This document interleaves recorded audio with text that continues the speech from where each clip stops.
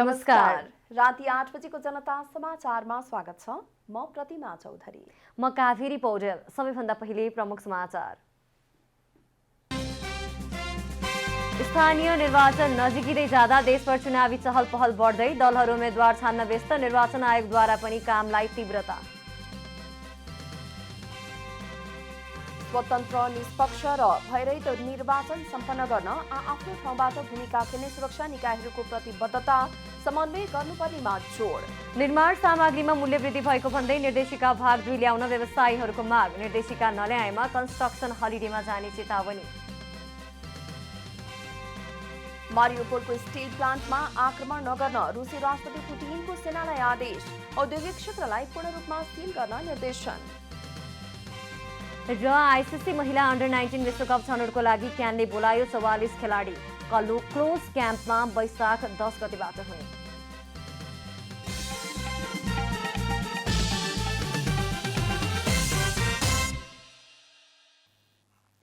अब पूरा समाचार। स्थानीय निर्वाचनको मिति नजिकै गएका बेला देशभर चुनावी चहल पहल बढ्दै गएको छ। राजनीतिक दलहरूले स्थानीय तहमा उम्मेद्वार छनौट र चुनावी प्रचार प्रसारलाई तीव्रता दिइरहेका बेला निर्वाचन आयोगले पनि आफ्नो कामलाई जारी राखेको छ। यही वैशाख 30 गते हुने स्थानीय तह निर्वाचनका लागि आगामी आइतबार र सोमबार उम्मेदवारी दर्ताको समय तोकिएको छ। निर्वाचनका लागि बिहिबार 77वटै जिल्लामा मुख्य निर्वाचन अधिकृतको कार्यालय र 676 स्थानीय तहमा निर्वाचन अधिकृतको कार्यालय स्थापना भएको आयोगले जनाएको छ। त्यस्तै निर्वाचन आयोगले गृह मन्त्रालयको समन्वयमा नेपाल प्रहरीको स्थानीय युनिटले स्कटिङ र सुरक्षा प्रदान गर्ने गरी बिहिबारबाट नै निर्वाचन सामग्री जिल्लामा पठाउने काम सुरु गरेको छ। स्थानीय तह निर्वाचनका लागि 1,94,00,000 मतपत्र छाप्ने तयारी गरेको आयोगले हालसम्म 53वटा जिल्लाको 1,19,00,000 मतपत्र छापिसकेको जनाएको छ। आयोगका प्रवक्ता शालिग्राम शर्मा पौडेलका अनुसार मतपत्र ढुवानी केही दिनपछि मात्र हुनेछ भने ढुवानी सुरक्षाको जिम्मा सेनालाई दिइनेछ। र जहाँसम्म ढुवानीको सुरक्षा व्यवस्थाको कुरा छ, सुरक्षामा मतपत्रको संवेदनशीलतालाई मध्यनजर गरेर मतपत्रसँग नेपाली सेना नै त्यससँग चाहिँ त्यसले ब्याकअप गरिराखेको हुन्छ। अन्य सामग्रीहरूको हकमा हामीले गृह मन्त्रालय मार्फत गृह मन्त्रालयले सूचना गरेका हुन्छौँ। गृह मन्त्रालयले आफ्नो त्यो जस्तो यहाँबाट बाजुरा जाँदैछ भने नम्बरहरू टिपाएर ड्राइभरहरूको नम्बर लिएर उसले युनिटबाट त्यसलाई चाहिँ वाच गर्ने, गस्ती गर्ने काम गर्छ। आयोगले निर्वाचन परिवेक्षण निर्देशिका 2078 बमोजिमको मापदण्ड पूरा गरेका 44वटा राष्ट्रिय संस्थालाई निर्वाचन परिवेक्षणको अनुमति दिएको छ। उक्त संस्थाका करिब 10,000 भन्दा बढी पर्यवेक्षकले मतदान स्थलमा गएर परिवेक्षण गर्नेछन्। त्यस्तै गत चैत 25 गतेदेखि निर्वाचन आचार संहिता लागू भइसकेको भए पनि निर्वाचन आचार संहिताको उल्लङ्घन हुने गरी निर्वाचन प्रचार प्रसारका सामग्री उत्पादन र बिक्री वितरण भइरहेको भन्दै आयोगले त्यसलाई तत्काल बन्द गर्न आग्रह गरेको छ। निर्वाचन आचार संहिता 2078ले निषेध गरेका निर्वाचन प्रचार सामग्रीको उत्पादन तथा बिक्री वितरण तत्काल बन्द गर्न नेपाल उद्योग वाणिज्य महासङ्घ, नेपाल उद्योग परिसङ्घ र नेपाल चेम्बर्स अफ कमर्सलाई आफ्नो संरचना मातहतका उद्योग र फर्मलाई त्यस किसिमका कुनै पनि सामग्री उत्पादन नगराउनका लागि परिपत्र गरी सहयोग गरिदिन आयोगले विज्ञप्ति मार्फत अनुरोध गरेको छ। देशभर 753वटा स्थानीय तहमा एकैपटक हुने निर्वाचनका लागि आयोगले यसअघि नै 10,756 मतदान स्थल तोकिसकेको छ। निर्वाचन आयुक्त रामप्रसाद भण्डारीले निर्वाचन सफल पार्न सुरक्षाको प्रत्याभूति सरकारले गर्ने भन्दै निर्वाचनमा कुनै पनि प्रकारको सुरक्षा चुनौती नरहेको बताउनुभयो। काहीँ सुरक्षाको कमी कमजोरी छ भनेर गृह मन्त्रालय, माननीय गृहमन्त्रीज्यू, गृह सचिवज्यू लगायत सबै रोहरूमा बसेर हामीले सल्लाह गरिसक्यौँ। इभन प्रधानमन्त्रीज्यूसँग पनि हामीले सल्लाह गऱ्यौँ। गर्दाखेरि त्यो किसिमको सुरक्षाको चुनौती छ र यहाँ निर्वाचनमा खतरा छ, यहाँ निर्वाचन हुन अलिक कठिन छ भन्ने कुरो कुनै निकायबाट हामीलाई सूचना छैन। र सुरक्षा दिने जिम्मेवारी सरकारको हो। सरकार हामी सुरक्षा दिन पूर्ण तयारी छौँ है, तपाईँहरूले सुरक्षाको विषयमा चिन्ता लिनु पर्दैन भनेपछि आयोग यो विषयमा ढुक्क छ। निर्वाचन व्यवस्थापनका लागि गर्नुपर्ने सबै काम पूरा भइसकेको उहाँको भनाइ छ। क्यामेरामा जयराज थपलियाका साथ महेश कठायत, काठमाडौँ।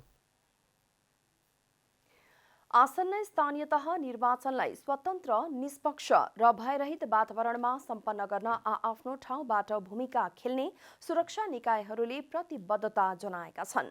बिहिबार गृहमन्त्री बालकृष्ण खाँडको अध्यक्षतामा सिंहदरबारमा बसेको केन्द्रीय सुरक्षा समितिको बैठकमा सबै सुरक्षा निकाय, गृह मन्त्रालय र रक्षा मन्त्रालयका प्रमुख तथा प्रतिनिधिहरूले निर्वाचनलाई स्वतन्त्र, निष्पक्ष र भयरहित वातावरणमा सम्पन्न गर्न आफ्नो ठाउँबाट भूमिका निर्वाह गर्ने प्रतिबद्धता व्यक्त गरेका हुन्। बैठकबारे जानकारी दिँदै गृह मन्त्रालयका प्रवक्ता फणेन्द्रमणि पोखरेलले बैठकमा निर्वाचनको तयारी र निर्वाचनको सम्बन्धमा हुने विभिन्न गतिविधिहरूको तयारीको बारेमा छलफल भएको बताउनुभयो। गृह मन्त्रालय, रक्षा मन्त्रालयको निष्कर्षले निर्वाचनलाई स्वतन्त्र र निष्पक्ष र भयरहित वातावरणमा सम्पन्न गर्न सबै आफ्नो निकायबाट स्वयस्फूर्त रूपमा लाग्ने र यसमा निर्वाचन विरोधमा कोही लाग्यो भने त्यसलाई कानुनी कारबाही गर्ने भन्ने विषयले हाम्रो सामूहिक प्रतिबद्धता पनि रह्यो र यही सन्दर्भमा हाम्रो मिटिङ छ। बैठकमा सुरक्षा निकायहरूका बीचमा हुने समन्वयको सम्बन्धमा पनि छलफल भएको प्रवक्ता पोखरेलले बताउनुभयो।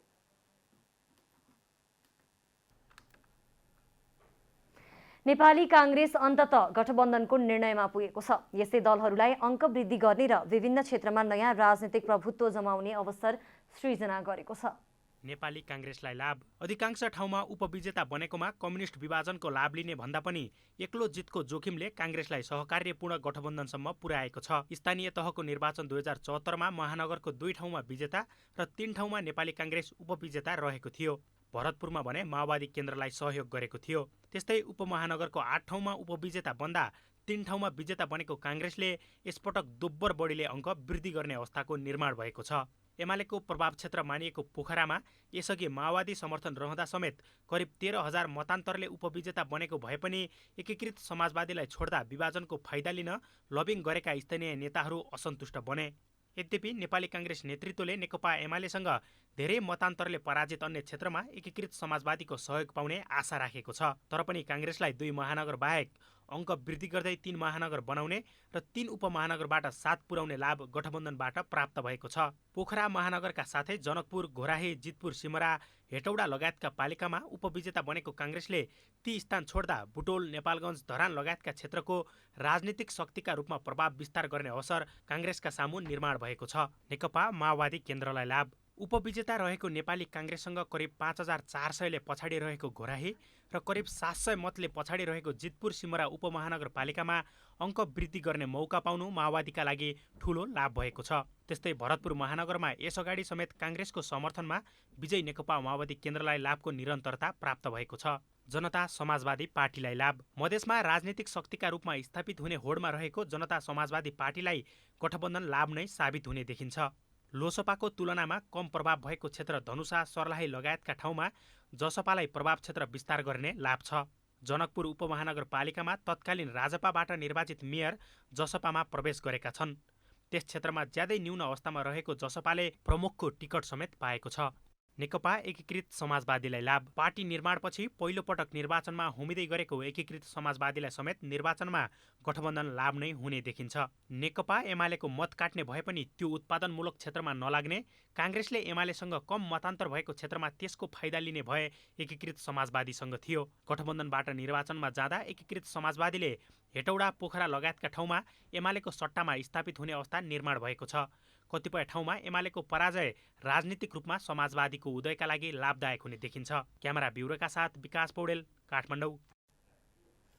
नेकपा एमालेका अध्यक्ष केपी शर्मा ओलीले स्थानीय तह निर्वाचनमा तराईका जनताले एमालेलाई मात्रै स्वागत गर्ने बताउनु भएको छ। बिहिबार काठमाडौँमा नेकपा एमाले केन्द्रीय सल्लाहकार परिषदको बैठकलाई सम्बोधन गर्दै अध्यक्ष ओलीले यसपटकको स्थानीय तह निर्वाचनमा तराईका जनताले एमालेलाई मात्रै स्वागत गर्ने बताउनु भएको हो। उहाँले विगतमा तराईमा एमालेलाई प्रवेश निषेध गरिएको उल्लेख गर्दै अहिले तराई मधेसमा एमालेको लहर आएको बताउनुभयो। मधेस प्रदेश एमालेको मजबुत गढ बनेको उहाँले बताउनुभयो। अध्यक्ष ओलीले स्थानीय तह निर्वाचनमा एमालेले बहुमत ल्याउने दावी समेत गर्नुभयो।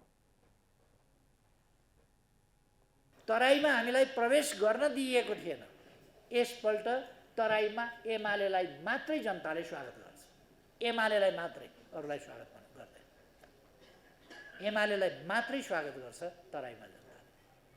मधेसमा अहिले एमालेको लहर आएको छ। त्यसकारण पहिलेको भन्दा स्थिति अहिले धेरै राम्रो छ, धेरै राम्रो। एउटा प्रदेशमै प्रवेश निषेध थियो एमालेलाई भने आज त्यो प्रदेश एमालेको सबभन्दा मजबुत गढको रूपमा अगाडि आइरहेको छ। अध्यक्ष ओलीले एमालेको सूर्य चिन्ह सिद्ध्याउँछु भनेर खाना खोज्नेहरूको मुख जलेको टिप्पणी गर्नुभयो। तत्कालीन नेकपामा प्रचण्डले आफूलाई पार्टीबाट निष्कासन गरी मुद्दा चलाएर थुन्ने योजनाका साथमा 19 पृष्ठ लामो अभियोग पत्र ल्याएको बताउनुभयो। एमालेको सूर्य सिद्ध्याउँछु भनेर कुदेकाहरूको थुतुनु आज त्यसै गरी डढिरहेको छ। एमालेको सूर्य सिद्ध्याउँछु भनेर खान खोज्नेहरूको थुतुनु जलिरहेको छ। गत वर्ष डरलाग्दो षड्यन्त्र भयो। 19 पृष्ठ लामो पार्टी अध्यक्षका विरुद्ध, प्रधानमन्त्रीका विरुद्ध फौजदारी आरोपहरूसहित, फौजदारी अभियोगसहित 19 पृष्ठ लामो अभियोग पत्र अगाडि बढाइयो। यो ठुलो षड्यन्त्र थियो। अध्यक्ष ओलीले आगामी निर्वाचन पछाडि नेकपा एमाले संवैधानिक रूपमा मूल ढोकाबाटै शासन सत्ता सम्हाल्न पुग्ने बताउनुभयो। जनता समाचारमा अब छोटो विश्राम।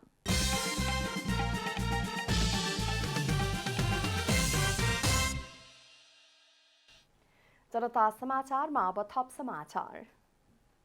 यतिखेर मुलुकको नयाँ बजेट निर्माणका लागि अर्थतन्त्रका दुई मुख्य जिम्मेवार निकाय राष्ट्र बैंक र अर्थ मन्त्रालय एकसाथ भएर छलफल गर्ने समय हो। तर राष्ट्र बैंकका गभर्नर महाप्रसाद अधिकारी र अर्थमन्त्री जनार्दन शर्मा बीच चिसिएको सम्बन्ध सौहार्दपूर्ण बन्न सकेको छैन। यसले मुलुकले लिने आर्थिक नीतिमा कस्तो प्रभाव पर्ला आशंका उब्जिएको छ। अर्थमन्त्री जनार्दन शर्मा र नेपाल राष्ट्र बैंकका गभर्नर महाप्रसाद अधिकारी बीचको टकरावले सम्पूर्ण अर्थचक्र बिग्रिएको छ। मुलुकको अर्थतन्त्रका सूचक र मुख्य गरी बाह्य क्षेत्रमा चाप परिरहेका बेला सुधारको लागि महत्त्वपूर्ण भूमिका खेल्नुपर्ने दुई निकाय बीच उत्पन्न समस्याले अर्थतन्त्रले नराम्रो मूल्य चुकाइरहेको छ। दुईवटा प्रमुख अर्थतन्त्रका प्रमुख नेतृत्वदायी निकायहरूबीच समन्वय कति पनि हुँदै भएन र मौद्रिक निकायले गर्न सक्ने र गर्न पर्ने कुराहरू जान्दा जान्दै पनि त्यो नगर्नको निमित्त त्यस्तो गर्दा कुनै कारणले हामीलाई अप्ठ्यारो पर्छ भन्ने कुरा उठाएर दबाब लगातार नै दिइरह्यो। त्यो कुरा हामीले सार्वजनिक रूपमा सधैँ देख्यौँ। अर्थतन्त्र सकसपूर्ण बन्दै जाँदा राष्ट्र बैंक र अर्थ मन्त्रालयले तत्काल सुधारको कदम चाल्ने अपेक्षा विपरीत अर्थ मन्त्रालय र गभर्नर बीचको दूरी बढेर अदालतसम्म पुग्ने स्थिति बन्यो।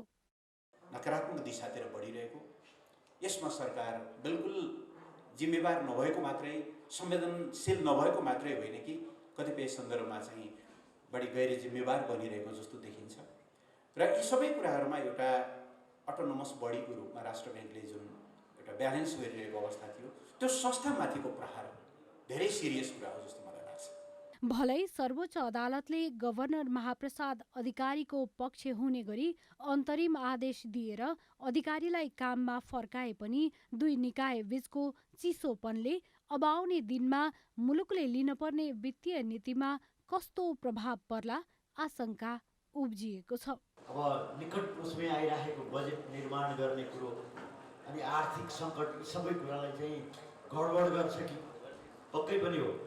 यो वित्तीय नीतिको निमित्त अर्थ मन्त्रालय एकदम आधिकारिक हैन, मौद्रिक नीतिको निमित्त जसले जेसुकै भनोस् केन्द्रीय बैंक चाहिँ आधिकारिकले हो।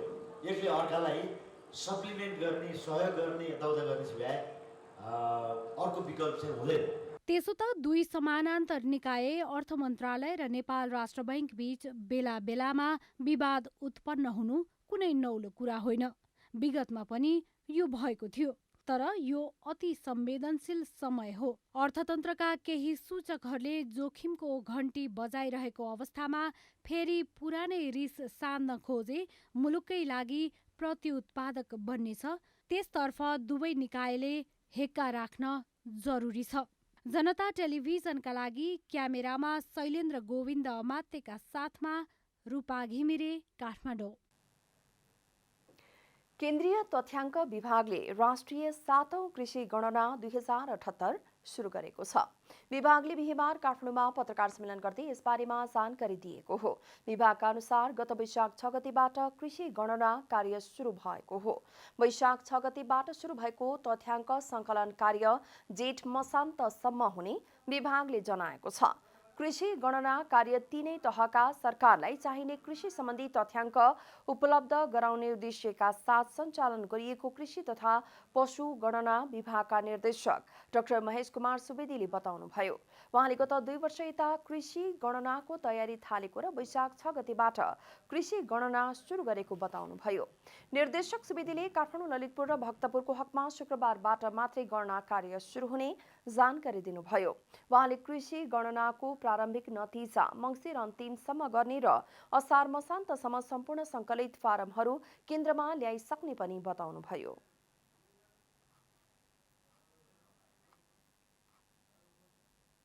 वैशाख 6 देखि जेठ 19 सम्म चाहिँ हामीले यो गणना सुरु गरेका छौँ र काठमाडौँ, ललितपुर र भक्तपुरको हकमा चाहिँ ट्यापीको पनि फेरि थप तालिम गर्नुपर्ने हुनाले भोलिदेखि यी 3 जिल्लामा चाहिँ गणना कार्य सुरु हुनेछ र यसको रिजल्टहरू चाहिँ हामीले यो असार मसान्तसम्म हामीले सम्पूर्ण यी सङ्कलित फारमहरू केन्द्रमा ल्याएर डेटा एन्ट्रीको काम सुरु गरेर मङ्सिरको अन्तिमसम्ममा हामीले प्रारम्भिक नतिजा चाहिँ प्रकाशन गर्नेछौँ।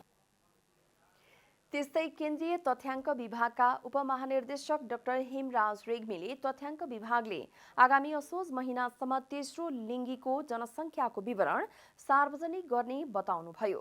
उहाँले तेस्रो लिङ्गीहरूको जनसङ्ख्या गणना गर्न सहज नभए पनि राज्यका लागि यो तथ्याङ्क आवश्यक पर्ने भएकाले राष्ट्रिय जनगणना 2078 मा यसबारे विवरण सङ्कलन गरिएको बताउनुभयो। एलजीबीटीआईक्यूको गणना गर्नको निमित्त यसलाई hard to reach hidden population भनेर हामीले वर्गीकरण गरेका छौँ संसारमै। यो चाहिँ अप्ठ्यारो पपुलेसन हो जस कहाँ सहजै पुग्न सकिँदैन, किनभने मान्छे खुलेर म यो लिङ्गको हुँ अथवा यसको हुँ भनेर भन्दैनन्। ती नभन्ने भएको हुनाले यस्ता ठुला गणनाहरूमा यस्तो त्यो रियर पपुलेसनको गणना नगर भन्ने अन्तर्राष्ट्रिय सिद्धान्त छ। विक्रमसम्म 2018 सालदेखि हरेक 10-10 वर्षमा कृषि गणना गर्ने गरिन्छ। तथ्याङ्क विभागले यस वर्षको कृषि गणना भनी 2078 चैत्र 1 गतेदेखि 77 वटै जिल्लामा कृषि गणना कार्यालय स्थापना गरी गणना सुरु गरेको छ।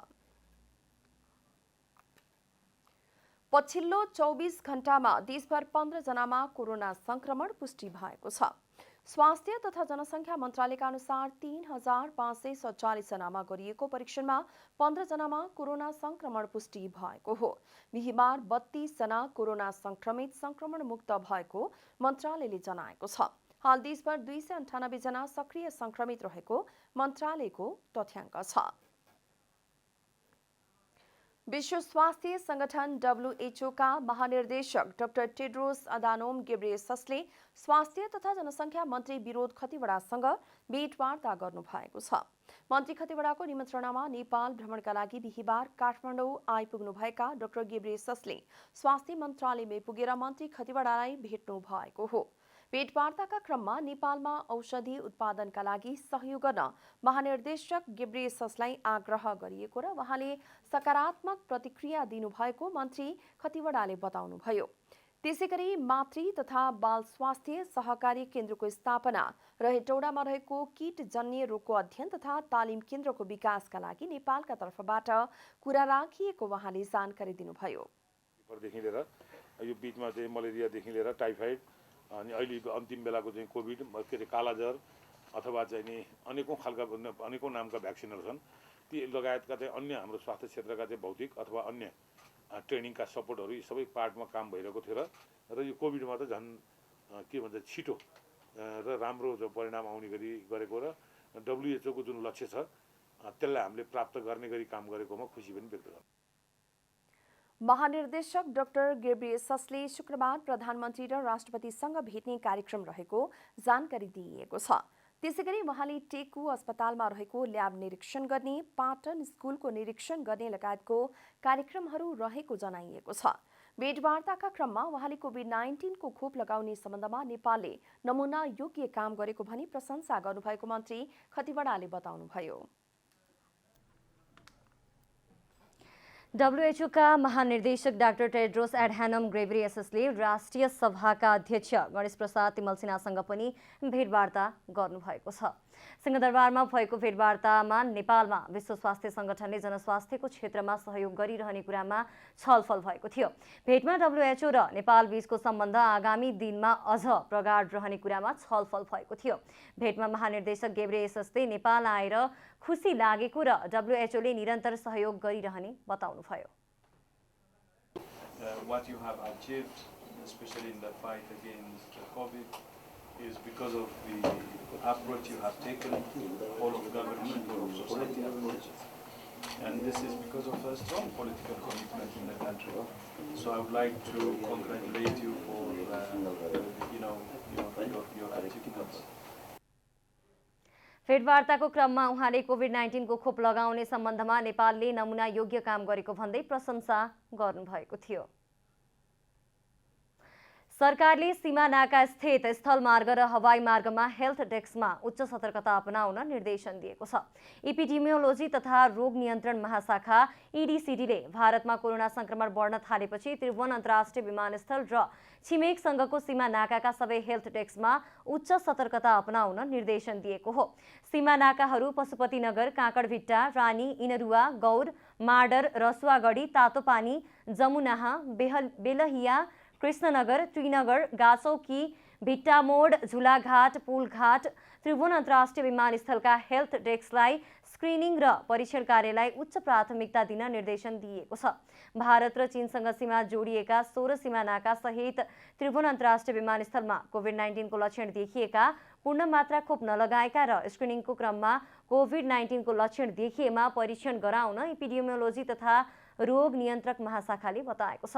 यस्तै कोरोना परीक्षणको क्रममा पोजिटिभ देखिएका नमुनालाई प्रदेश जनस्वास्थ्यसँग समन्वय गरी जीन सिक्वेन्सिङका लागि राष्ट्रिय जनस्वास्थ्य प्रयोगशालामा पठाउने व्यवस्था गर्न समेत निर्देशन दिइएको छ।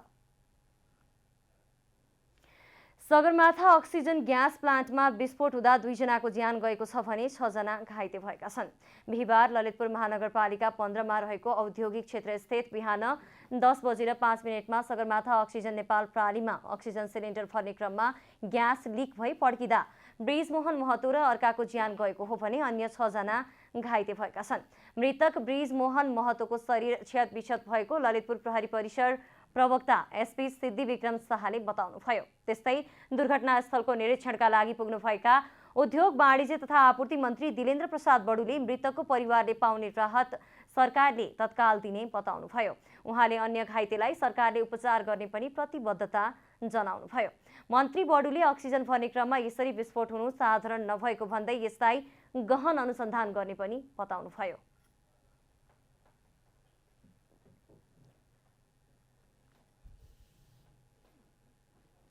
अक्सिजन रिफिलिङ गर्दाखेरि अक्सिजन नै ब्लास्ट हुने भनेको कुरा यो त प्राविधिक रूपले अझ खोजको विषय बन्यो। यसलाई अध्ययन गर्नै पर्छ, हामी यसको अध्ययन गराउँछौँ र कारण खोज्छौँ। तर यो अवस्थामा कसरी अक्सिजन प्लान्ट नै अक्सिजनको सिलिन्डरमा विस्फोटन हुने अवस्था कसरी आयो यसलाई बुझ्नुपर्छ र उनको परिवारलाई पनि हामी भेट्छौँ। के छ उनको अवस्था, उनलाई पनि हामी संवेदना दिनुपर्छ। मन्त्री बडुले घाइतेहरू सबैले तत्काल उपचार पाउनुपर्ने र यसबारेमा सरकारले आफ्नो कर्तव्य पूरा गर्ने बताउनुभयो। अब आर्थिक समाचार।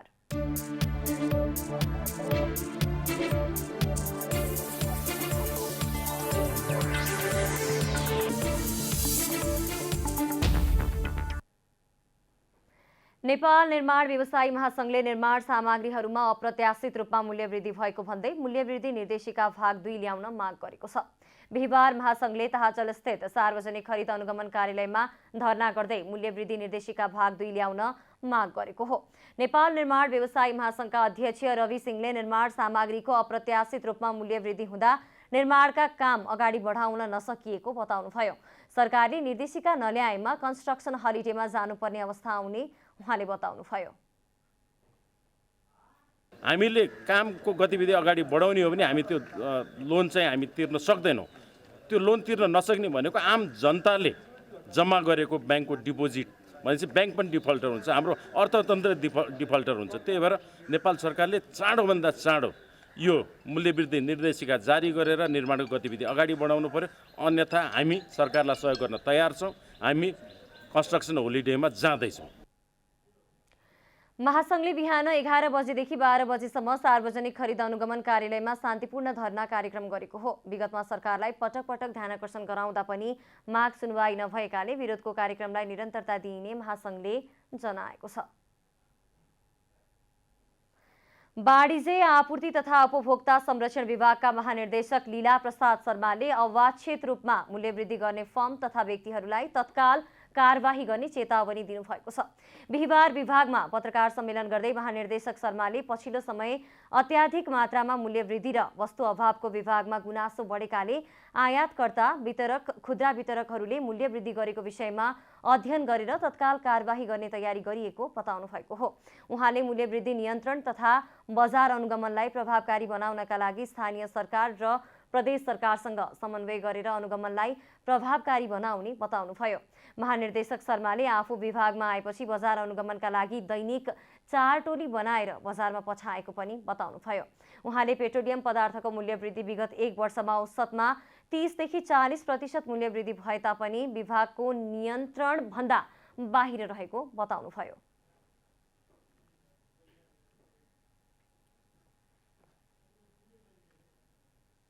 अब यस्तो यी 3-4वटा कारणहरूको कारणले गर्दाखेरि आयातकर्ता वितरक खुद्रा विक्रेता जति पनि लेयरका विक्रेताहरू हुनुहुन्छ उहाँहरूले काबु बाहिरको परिस्थिति परेर साँच्चै केही प्रतिशत मूल्य बढाउनु पर्ने अवस्था हो कि अथवा ती कारणहरूलाई भजाएर चाहिँ सहज हुँदा हुँदै पनि मूल्य वृद्धि गर्नुपर्ने अवस्था हो। यसलाई हामीले प्रष्ट रूपमा छुट्याएर वस्तुगत रूपमा हेर्ने र कारबाही गर्ने गरी हामी अगाडि हिँड्नुपर्छ भन्ने अहिले विभागले चाहिँ धारणा बनाएको अवस्था छ। विभागले चालु आर्थिक वर्षको अहिलेसम्मको अवधिमा 2187 व्यापारिक फर्महरूलाई अनुगमन गरी कैफियत देखिएका 1012 फर्मलाई कारबाही गरेको जानकारी दिएको छ।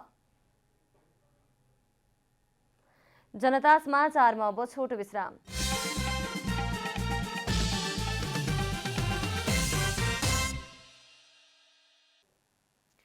अब खेलकुद समाचार।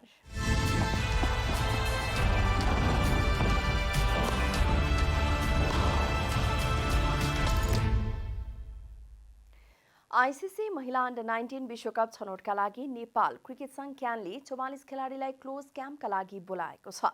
बिहिबार क्यानले विश्वकप छनौटका लागि भन्दै 44 महिला किशोरी खेलाडीहरूलाई पहिलो चरणको क्याम्पमा बोलाएको हो। सन् 2023मा दक्षिण अफ्रिकामा आयोजना हुने अन्डर 19 महिला विश्वकपका लागि खेलाडीहरूलाई क्याम्पमा बोलाइएको छ। क्लोज क्याम्प वैशाख 10 गतेबाट सुरु हुने क्यानले जनाएको छ। पहिलो संस्करणको विश्वकपमा 16 राष्ट्रको सहभागिता रहनेछ। विभागीय टोलीका पुरन राई र गण्डकी प्रदेशका सौगात कुमाल गणेशमान सिंह स्मृति राष्ट्रिय बक्सिङ प्रतियोगिताको पुरुष 57 केजीमा सेमी फाइनलमा प्रवेश गरेका छन्। बसन्तपुर डबलीमा जारी प्रतियोगिताको क्वार्टर फाइनलमा पुरनले लुम्बिनी प्रदेशका निसम घरती मगरलाई तथा सौगातले मध्य प्रदेशका अमन अली तथा पराजित गर्दै अन्तिम 4मा स्थान बनाएका हुन्। पुरुष 52 केजीमा मधेसका मदन कृष्ण डङ्गोलले सुदूरपश्चिम प्रदेशका सन्दीप नाथ तथा एपीएफका प्रदीप महर्जनले बागमती प्रदेशका रोहित महर्जनलाई हराउँदै सेमी फाइनलमा पुगेका हुन्। पुरुष 63 केजीमा नेपाल आर्मीका पुरन सुनवारले बागमतीका मौसम राणा मगर तथा लुम्बिनीका अनिल पुन मगरले सुदूरपश्चिमका महेन्द्र चन्दलाई पाखा लगाउँदै सेमी फाइनलमा स्थान पक्का गरे। यस्तै प्रतियोगिताको पुरुष 69 केजीमा आर्मीका दान बहादुर दर्लामीले लुम्बिनीका विकास राणा मगरलाई पछ्याउँदै सेमी फाइनलमा यात्रा तय गरे। सोही तौल समूहमा बागमतीका शिरीष खनालले प्रदेश 1 का अभिनय राईबाट वाकओभर पाउँदै सेमी फाइनलमा पुगे। पुरुष 75 केजीमा कर्णाली प्रदेशका दिलराज भण्डारीले सुदूरपश्चिमका भूपेन्द्र बिसी तथा प्रदेश 1 का सनम गुरुङले गण्डकीका निशान गुरुङको चुनौती समाप्त पार्दै सेमी फाइनलमा स्थान बनाएका छन्। पुरुष 81 केजीमा बागमतीका रोशन स्याङतान र सुदूरपश्चिमका श्याम बहादुर महता अन्तिम 4मा पुग्न सफल भए। रोशनले मधेसका किरण लामा तथा श्यामले गण्डकीका मनिष बिसीमाथि जित निकाले। पुरुष 91 केजीमा आर्मीका गणेश प्रधानले सुदूरपश्चिमका दिनेश भट्ट तथा प्रदेश 1 का प्रशिष रुचालले बागमतीका उमङ्ग महर्जनलाई निराश पार्दै सेमी फाइनलमा प्रवेश गरेका छन्। अङ्क तालिकाको शीर्ष स्थानमा उक्लदै बिहिबार सूर्य नेपाल गल्फ च्यालेन्जको फाइनल चरणमा प्रवेश गरेका छन्। पार 68 को रोयल नेपाल गल्फ क्लबमा बिहिबार तेस्रो दिन 6 अन्डर 66 को उत्कृष्ट प्रदर्शन गरेका भुवनले समग्रमा भुवन कुमार रोकामाथि 1 स्ट्रोकको अग्रतासहित फाइनल चरणमा स्थान बनाएका हुन्। नगरकोटीले समग्रमा कुल 11 अन्डर 193 को स्कोर कार्ड बनाउँदै बुधबार शीर्ष स्थानमा रहेका रोकामाथि साँघुरो अग्रता लिएका छन्। रोकाले भने बिहिबार 2 अन्डर 66 बटुले सूर्य नेपाल गल्फ टुर 2021-22 अन्तर्गत सूर्य नेपाल च्यालेन्जमा सञ्जय लामाले तेस्रो स्थानबाट पछ्याइरहेका छन्। तेस्रो दिन सञ्जयले इभन पार 68 मा खेलेपछि कुल 8 अन्डर 196 मा रहेका छन्। दिनेश प्रजापति र भेटरान प्रो गल्फर दीपक मगर समग्रमा समान 7 अन्डर 197 को स्कोर कार्डमा छन्। बिहिबार दिनेशले 4 अन्डर 64 को प्रदर्शन गर्दा दीपक भने 1 अन्डर 67 मा खुम्चिएका थिए। अमेच्योर गल्फर सुभाष तामाङले तेस्रो दिनको समाप्तिमा कुल 6 अन्डर 198 को कार्ड सहित फाइनल चरणमा प्रवेश गरेका हुन्। उनले बिहिबार 3 अन्डर 65 को स्कोर कार्ड बटुलेका थिए। निरज तामाङ कुल 5 अन्डर 179 मा छन्। उनले तेस्रो चरणमा 2 अन्डर 66 मा खेलेका छन्। जयराम श्रेष्ठ पनि तेस्रो दिन 2 अन्डर 66 सहित समग्रमा 3 अन्डर 201 मा रहेका छन्। धनबहादुर थापाले पनि इभन पारमा खेलेका छन्। उनी समग्रमा 1 अन्डर 203 मा छन्। कुल 54 होलको समाप्तिमा राजेन्द्र थापा मगर, रामे मगर र सूर्यप्रसाद शर्मा संयुक्त इभन पार 204 को कार्डमा रहेका छन्। राजेन्द्रले तेस्रो दिन प्रतियोगिताकै उत्कृष्ट प्रदर्शन गर्दै 7 अन्डर 61 बटुलेका छन्। तेस्रो दिन रामे इभन पार 68 मा रहँदा सूर्यले भने 7 ओभर 75 को बिर्सन लायक प्रदर्शन गरेका छन्। अब मौसम समाचार।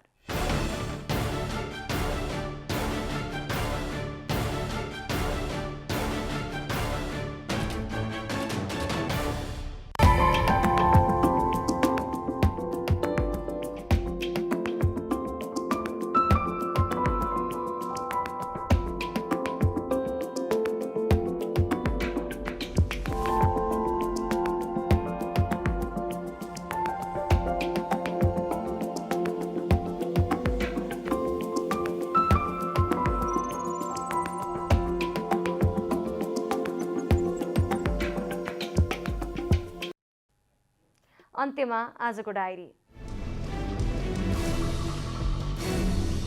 स्थानीय निर्वाचनको मिति नजिकै गएका बेला देशभर चुनावी चहल पहल बढ्दै गएको छ। राजनीतिक दलहरूले स्थानीय तहमा उम्मेद्वार छनौट र चुनावी प्रचार प्रसारलाई तीव्रता दिइरहेका बेला निर्वाचन आयोगले पनि आफ्नो कामलाई जारी राखेको छ। आसन्न स्थानीय तह निर्वाचनलाई स्वतन्त्र, निष्पक्ष र भयरहित वातावरणमा सम्पन्न गर्न आफ्नो ठाउँबाट भूमिका खेल्ने सुरक्षा निकायहरूले प्रतिबद्धता गरेका छन्। बिहिबार गृहमन्त्री बालकृष्ण खाँडको अध्यक्षतामा सिंहदरबारमा बसेको केन्द्रीय सुरक्षा समितिको बैठकमा सबै सुरक्षा निकाय, गृह मन्त्रालय र रक्षा मन्त्रालयका प्रमुख तथा प्रतिनिधिले निर्वाचनलाई स्वतन्त्र, निष्पक्ष र भयरहित वातावरणमा सम्पन्न गर्न आफ्नो ठाउँबाट भूमिका निर्वाह गर्ने प्रतिबद्धता व्यक्त गरेका हुन्। नेपाल निर्माण व्यवसायी महासंघले निर्माण सामग्रीहरूमा प्रत्याशित रूपमा मूल्य वृद्धि भएको भन्दै मूल्य वृद्धि निर्देशिका भाग 2 ल्याउन माग गरेको छ। बिहिबार महासंघले ताहाचल स्थित सार्वजनिक खरिद अनुगमन कार्यालयमा धरना गर्दै मूल्य वृद्धि निर्देशिका भाग 2 ल्याउन माग गरेको हो। विगतमा सरकारलाई पटक पटक ध्यानाकर्षण गराउँदा पनि माग सुनवाई नभएकाले विरोधको कार्यक्रमलाई निरन्तरता दिने महासंघले जनाएको छ। रुसी राष्ट्रपति भ्लादिमिर पुटिनले आफ्नो सेनालाई मारियोपोलको अजोबस्टल स्टिल प्लान्टमा आक्रमण नगर्न आदेश दिनुभएको छ। पुटिनले स्टिल प्लान्टमा आक्रमण गर्नुको सट्टा घेराबन्दी गर्न रुसी सेनालाई आदेश दिनुभएको हो। पुटिनले आफूले मात्रै सुरक्षित रूपमा स्टिल प्लान्ट बन्द गर्न चाहेको बताउनु भएको छ। आईसीसी महिला अन्डर 19 विश्वकप छनौटका लागि नेपाल क्रिकेट संघ क्यानले 44 खेलाडीलाई क्लोज क्याम्पका लागि बोलाएको छ। बिहिबार क्यानले विश्वकप छनौटको लागि भन्दै 44 महिला किशोरी खेलाडीलाई पहिलो चरणको क्याम्पमा बोलाएको हो। क्लोज क्याम्प वैशाख 10 गतिबाट सुरु हुने क्यानले जनाएको छ।